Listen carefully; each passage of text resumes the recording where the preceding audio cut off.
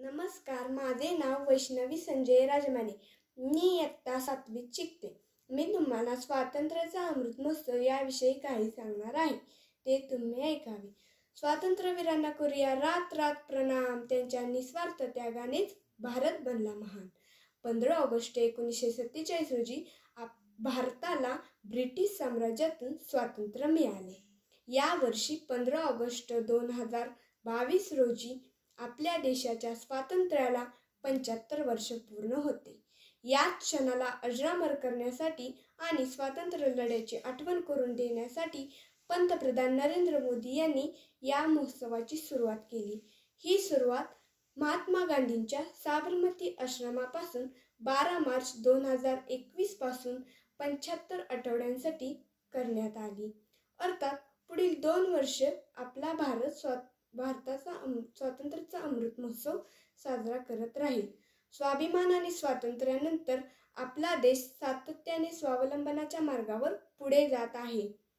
स्वातंत्र्याच्या 75व्या वर्धापन दिनानिमित्त सुरू झालेला स्वातंत्र्याचा अमृत महोत्सव हे स्वावलंबनाच्या दिशेने एक महत्त्वाचे पाऊल आहे, जे भारत सरकारने 75 आठवडे म्हणजेच 15 ऑगस्ट 2023 पर्यंत साजरा करण्याचा निर्णय घेतला आहे. भारतीय स्वातंत्र्य लढ्यात मिठाचा सत्याग्रह हा निर्णायक क्षणांपैकी एक आहे. याचा दांडी यात्रा म्हणून इतिहासात उल्लेख केला जातो. म्हणूनच महात्मा गांधींच्या साबरमती आश्रमातून या महोत्सवाची सुरुवात करण्यात आली. स्वातंत्र्याचा अमृत महोत्सव हा प्रत्येकाच्या मनाचा उत्सव असावा, यासाठी हा उत्सव साजरा करण्याची जबाबदारी सरकाराप्रमाणे आपल्या सर्वांवर सोपवली आहे.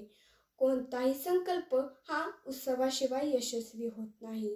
जेव्हा एखादा संकल्प उत्सवाचे रूप धारण करतो, तेव्हा त्यात लाखोंचे संकल्प जोडले जातात. स्वातंत्र्याच्या अमृत महोत्सवाच्या आयोजनामध्ये स्वातंत्र्य लढ्याची भावना, त्यामागील त्याग हे सर्व अनुभवता येईल. देशातील सर्व हुतात्म्यांना श्रद्धांजली वाहिली जाईल आणि त्यांच्या स्वप्नातील भारत घडवण्याचा संकल्प केला जाईल. तसेच या कार्यक्रमात आपल्या देशाची 75 वर्षाची कामगिरी सादर केली जाईल.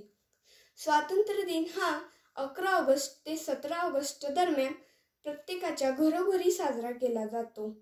आज आपला देश एक पाऊल पुढे टाकत इथपर्यंत पोहोचला आहे.